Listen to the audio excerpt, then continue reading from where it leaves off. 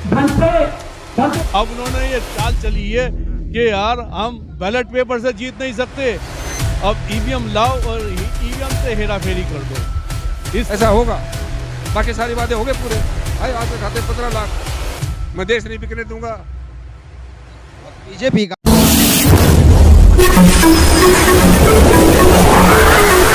मैं एम नफीस रशीद, आप देख रहे हैं भारत न्यूज़ 247। दिल्ली जंतर मंतर पर ईवीएम का विरोध अलग अलग प्रकार से पूरे भारत में हो ही रहा है, पर जिस तरह यहाँ देखने को मिल रहा है, कह सकते हैं कि हाँ, ये मुद्दा वाकई में अब इस समय भारत व्यापी मुद्दा बन चुका है, यानी कि बड़ा मुद्दा बन चुका है, हर जुड़ रहा है यानी कि जनमानस से। एक बैनर दिखाना चाहूँगा मैं, इसमें लिखा है देवी ईवीएम के प्रकोप से कांप उठा भारत का लोकतंत्र। समझ गए आप? ईवीएम मशीन को नाम दिया गया है इस विरोध प्रदर्शन के अंदर देवी का। भारत को कहा जाता है कि देवी देवताओं का देश है, पर यहाँ देवी बताकर ईवीएम का विरोध किया जा रहा है कि इस देवी के प्रकोप से भारत का लोकतंत्र कांप चुका है। अंबेडकर समाज पार्टी का ये बैनर है और मैंने इन लोगों को देखा है टी शर्ट वगैरह पहन के यहाँ आए हैं। मैं बात करना चाहूँगा दलीप, मैं जानता हूँ आपको, दलीप कुमार जी, आप अंबेडकर समाज पार्टी के बैनर पे आए हैं, दिल्ली प्रदेश अध्यक्ष भी हैं आप। मेरा सवाल ये है कि ये देवी का शब्द क्यों इस्तेमाल किया? क्योंकि ये भारत देश जो ब्राह्मणवादी व्यवस्था से बना हुआ है, तो देवी देवता का नाम था। अब उन्होंने ये चाल चली है कि यार हम बैलेट पेपर से जीत नहीं सकते, अब ईवीएम लाओ और ईवीएम से हेरा फेरी कर दो, इस तरह का। तो ये हमने इसको देवी नाम रख दिया है। देवी नाम रख दिया। कुल मिला के मैं देख रहा हूँ कि भाई अलग अलग रूप में आ रहे हैं लोग प्रोटेस्ट करने के लिए। हालांकि प्रोटेस्ट का कोई रूप नहीं होता है, हर तरीके से विरोध करना होता है। यहाँ पर ईवीएम को नाम दिया जा रहा है देवी का प्रकोप, यानी कि कहा जाता है कि भाई कोरोना आ गया, ये आ गया, बहुत सी बीमारियों का नाम लेते हैं, तो इसको महामारी बताया जा रहा है। ईवीएम से बड़ी महामारी इस समय देश में कोई नहीं है। ईवीएम हटाओ, लोकतंत्र बचाओ। आपका लोकतंत्र, संविधान दोनों खतरे में हैं।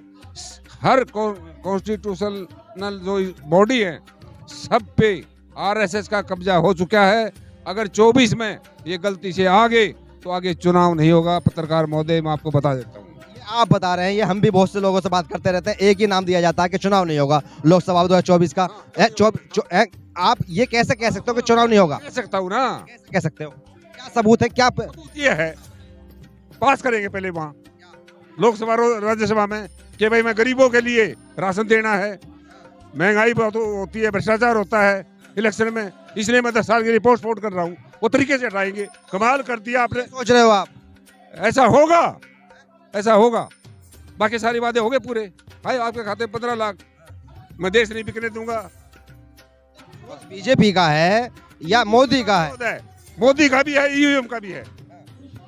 ईवीएम का आपके पास उनसे लड़ने के मुद्दे हैं क्या? क्वेश्चन उल्टे सीधे मत करिए। उनसे लड़ने के मुद्दे बताइए। आप मुझे डांट नहीं सकते, आप मुझे डांट नहीं सकते बिल्कुल भी। प्लीज, मुझसे तमीज से बात करेंगे आप, मैं तमीज से बात कर रहा हूँ आपसे। मैं आपसे पोलाइटली रिक्वेस्ट कर रहा हूँ, बड़े प्यार से। ये बताइए कि बीजेपी से लड़ने के मुद्दे क्या हैं आपके पास में? महंगाई, बेरोजगारी, काला धन, कहाँ गए? इसके लिए आंदोलन कहाँ करते हो आप? आंदोलन कर रहे हैं हम, तो हमारी पार्टी कर रही है, पहले दिन से कर रही है। भाई चंद्रशेखर किस लिए हैं? बात ये आ रही है, मैं चलिए ठीक है, सब मैं देख रहा हूँ यहाँ पर सभी पार्टियों से है। बात ये आ रही है कि बहुजन ही लोग क्यों निकल रहे हैं? मान्यवर, ये सारा ठेका बहुजनों ने लिया है, अम्बेडकरवादियों ने लिया इस देश को बचाने का, ना कि मनुवादियों ने लिया है। उन्होंने कभी संविधान को नहीं माना आरएसएस ने। 26 जनवरी 1950 को ही आरएसएस के संविधान पे भी खतरा लगता है। खतरा बदल चुके हैं। मैं लाया खरीद के लोकसभा पार्लियामेंट इसकी राज्यसभा की कैंटीन से 1200 रुपए का वजन भी बता दूं, 5 किलो 300 ग्राम वजन है।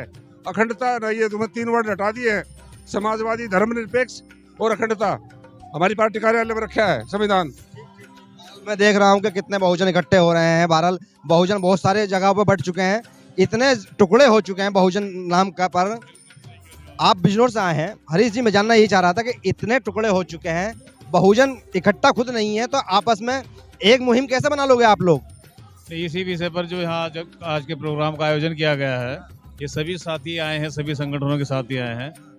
इससे लगता है कि सब इकट्ठे होकर ईवीएम का विरोध करेंगे। जी, ईवीएम का विरोध करना ही सिर्फ मकसद है या कुछ जमीनी स्तर पर भी जाना है, पब्लिक के बीच में कैसे पहुंचाओगे संदेश ये? नहीं, देखिए पब्लिक के बीच में जब यहाँ सब हम इकट्ठे हुए एक मंच पर, आज भानु प्रताप जी हो या अन्य कोई हो, जो जितने सारे यहाँ इकट्ठे हुए हैं, ये जन जन तक जाकर अपनी बात पहुँचाएंगे। मैं थोड़ा और भी जानना चाहता हूँ, आप कहाँ से आए हैं? दिल्ली से। लगता है कि यहाँ से विरोध करने से ईवीएम हट जाएगी? नहीं, यहाँ से नहीं है, हर जगह जाएंगे, हर जगह करेंगे तब कहाँ जाओगे? लोगों के पास जाएंगे, गांव में जाएंगे, गलियों में जाएंगे, हम अपनी बात रखेंगे तभी कुछ कर सकते हैं। एक जगह इकट्ठे होने से कुछ नहीं होगा। अभी हो गए, ये बात आती है, मैं यही समझ रहा हूँ। देखिए सुनिए, बात ये आती है कि जब बहुजनों के 50 संगठन खड़े हो रहे हैं, हर संगठन अपना एक मुहिम लेके चल रहा है, कोई अलग अलग समुदाय की बात कर रहा है, कि अलग अलग मुद्दों की बात कर रहा है। आपकी ही पार्टी है भीम आर्मी आजाद समाज है, सिर्फ यानी कि सड़कों पे हो हल्ला करते हो। मिशन कहाँ है आपके पास में? मिशन पूरा है। अभी नगीना लोकसभा सीट में आपको दिखा देंगे मान्यवर, और हम बहुत ग्राउंड लेवल पे काम। नगीना पे 50 बहुजन खड़े हो जाएंगे। ओहो, कुछ तो ऐसे बीजेपी का निकल के चला जाएगा बहुजन वाला, जिससे बात कहोगे कि वो गुलाम है। समझाओ ना बहन जी को, इकट्ठा क्यों नहीं होती? हाँ। बहन जी से बात क्यों नहीं कर रहे आप? हाँ, अच्छा, आप क्यों नहीं बात कर रहे? हमने तो बात कोशिश कर ली, वो दरवाजे बंद कर रखे उन्हें, तो वो तो मोदी जी गोद में बैठी है। आपस की शिकायत है कुल मिला के कि होता क्या है कि दरअसल में एक दूसरे से बात नहीं कर पाते हैं, एक दूसरे को जोड़ नहीं पाते हैं। सबसे बड़ी कहानी यह है कि मैं बड़ा और तू बड़ा, चल बड़ा, तू आगे चलो मैं तेरे पीछे चला। कोई किसी के साथ नहीं चलने को तैयार है। और ईवीएम के एक बड़े मुद्दे को लेकर जंतर मंतर पर इस समय यानी कि राष्ट्रीय संयुक्त मोर्चा है जो कि प्रोटेस्ट कर रहा है बहुत सारे संगठनों को लेकर। इसमें सारी पार्टियां शामिल हैं, लगभग कुछ घटक यानी कि दलों को छोड़ दिया जाए जो कि एक तरह से बीजेपी के साथ हैं, उनको छोड़ दिया जाए। बाकी सभी यहाँ पे लग रहा है कि उनके नुमाइंदे दिखाई दे रहे हैं। इसमें कांग्रेस के भी दिखाई दे रहे हैं, आम आदमी पार्टी के भी दिखाई दे रहे हैं, बीजेपी छोड़ के मैं तो कह रहा हूँ। बाकी बहुजन समाज के भी दिख जाएंगे, समाजवादी के भी दिख जाएंगे, अम्बेडकर समाज पार्टी के भी दिखाई दे जाएंगे। बहुत सारी पार्टियां हैं जिनके एक दो लोग दिखाई दे रहे हैं, पर उच्च स्तरीय मंचों से इसका विरोध नहीं हो रहा है।